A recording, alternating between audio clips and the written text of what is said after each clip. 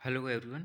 आज हम राज्य सेवा आयोग की मद में डीप भी ना ज़्यादा आप लोग डीप भी ना पढ़ें, क्योंकि आप इधर उधर की किताबों के चक्कर में आपने जो पढ़ा हुआ है वो भी आप ढंग से रिवाइज नहीं कर पाओगे लास्ट टाइम में। और आपको इससे बहुत प्रॉब्लम होगा और आपका कंसंट्रेशन भी पढ़ाई पे नहीं लगेगा। इस सबसे पहले तो एमपीपीएससी में आपको ये देखना बहुत ज़रूरी है कि उसका सिलेबस क्या है। जैसे अगर इसमें प्रथम प्रश्न पत्र सामान्य अध्ययन में अगर हम देखें तो इसमें भारत का इतिहास, तो भारत के इतिहास में हमें कौन कौन से टॉपिक्स पढ़ना है। तो इसमें हमें संकल्पना एवं विचार, प्राचीन भारतीय इतिहास, ज्ञान परंपरा, भारतवर्ष, वेद, उपनिषद, भारत की सांस्कृतिक विरासत मतलब कला, संस्कृति और साहित्य, इन्हें भी पढ़ना है। और उत्सवों को भी हमें बिल्कुल भारत का इतिहास और इससे रिलेटेड हमें कौन सी बुक पढ़ना है। तो इसके लिए आप भारतीय इतिहास एवं राष्ट्रीय आंदोलन, ये दृष्टि पब्लिकेशन की बुक है, आप इसे पढ़ सकते हो। नेक्स्ट टॉपिक है हमारा मध्य प्रदेश का इतिहास, संस्कृति एवं साहित्य। अब ये जो नेक्स्ट यूनिट है उसमें हमसे पहले फर्स्ट यूनिट पे तो हमसे उसने पूछ लिया भारत के इतिहास के बारे में, और अब नेक्स्ट यूनिट में वो हमसे क्या पूछ रहा है, मध्य प्रदेश के इतिहास, संस्कृति एवं साहित्य। इसके लिए हमें कौन सी बुक को पढ़ना चाहिए और क्या हमारे लिए इम्पोर्टेंट है। इस जैसे इसमें फर्स्ट टॉपिक दिया है मध्य प्रदेश की इतिहास की महत्वपूर्ण घटनाएं, राजवंश, आंदोलन, मध्य प्रदेश की प्रमुख कला, स्थापत्य कला, जनजाति, उनकी बोलियां। मैंने आपसे पहले भी कहा था, जैसे पिछले टॉपिक में जैसे भारत के बारे में उसने पूछा था कि मध्य प्रदेश वो भारत के उत्सवों के बारे में पूछा था।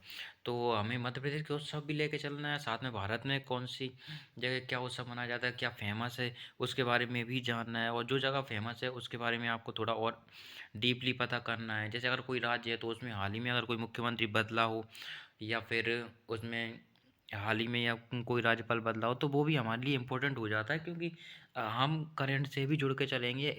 जैसे इसमें मध्य प्रदेश के प्रमुख साहित्यकार एवं उनकी कृतियाँ, मध्य प्रदेश के धार्मिक, साहित्य एवं पुरातात्विक पर्यटन स्थल, मध्य प्रदेश के विश्व धरोहर, प्रमुख जनजाति व्यक्तित्व। देखो हमने जैसे पिछली वीडियो में भी देखा था जैसे जनजातियों के बारे में। अगली यूनिट हमारी बिल्कुल फ्रंट जनजातियों से रिलेटेड ही है। हमें परीक्षा धाम बहुत सफिशिएंट है, बहुत बेस्ट है, क्योंकि इसमें हमें हमारे लिए सारा डाटा सफिशिएंट है। क्वेश्चंस बिल्कुल महत्वपूर्ण तथ्य में इसमें बाद में भी हमें मैथ का भूगोल। अब इसके लिए हमें कौन सी बुक पढ़ना है। इसके लिए आपको ज़्यादा डीप तो नहीं पढ़ना है, क्योंकि कई सारे बच्चे क्या होते हैं कि वो माजिद हुसैन की बुक भी पढ़ लेते, तो उसमें कई सारा डीपली डाटा दिया हुआ है। और इसके लिए आप महेश वर्णवाल की बुक को पढ़ सकते हैं, ये बहुत सफिशिएंट है। और आपके जो भी क्वेश्चन होंगे वो इससे रिलेटेड मिल जाएंगे आपको। हमारी नेक्स्ट यूनिट है उसमें मध्य प्रदेश का भूगोल। अब देखो मध्य प्रदेश के बारे में अगर वो पूछ रहा है तो मध्य प्रदेश की वो पूरी नॉलेज लेगा, क्योंकि अगर राज्य से सेवा आयोग राज्य के बारे में ही आपसे नहीं पूछेगा फिर किसके बारे में आपसे पूछेगा। तो इसके लिए आप परीक्षा धाम को पढ़ सकते हैं। इसके बाद नेक्स्ट यूनिट है हमारी भारत एवं मध्य प्रदेश की संवैधानिक व्यवस्था, जिसमें संविधान सभा, संघीय कार्यपालिका, राष्ट्रपति एवं उपराष्ट्रपति, संसद, इन सभी के बारे में आपसे पूछे। इसके लिए आप दृष्टि की बुक पढ़ सकते हैं। भारत एवं मध्य प्रदेश की अर्थव्यवस्था, भारतीय अर्थव्यवस्था, मध्य प्रदेश की वर्तमान स्थिति, ये इकोनॉमिक्स का टॉपिक है। इसमें आपको लूसेंट भी बहुत हेल्पफुल रहेगी।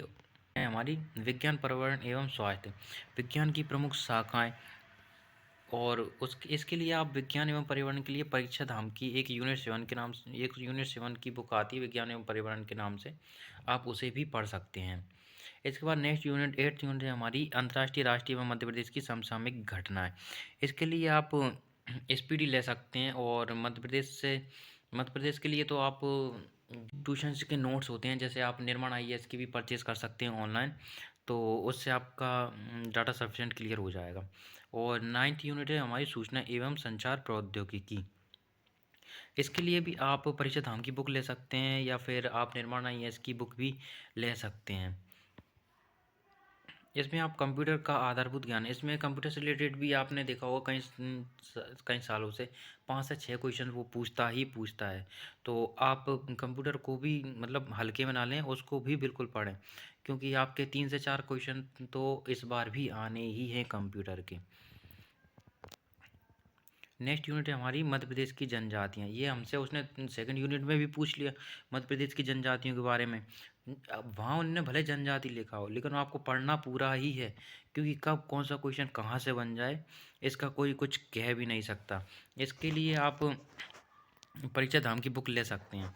और जो नेक्स्ट द्वितीय प्रश्न पत्र है जिसमें सामान्य अभिरुचि परीक्षण है, इसे आप ऑनलाइन भी किसी भी यूट्यूब चैनल से पढ़ सकते हैं, या फिर आपको अरिहंत की बुक अगर आपके पास है तो आप उसके थ्रू भी इसको पढ़ सकते हैं, या फिर इसके उसके थ्रू भी आप इसकी प्रैक्टिस कर सकते हैं।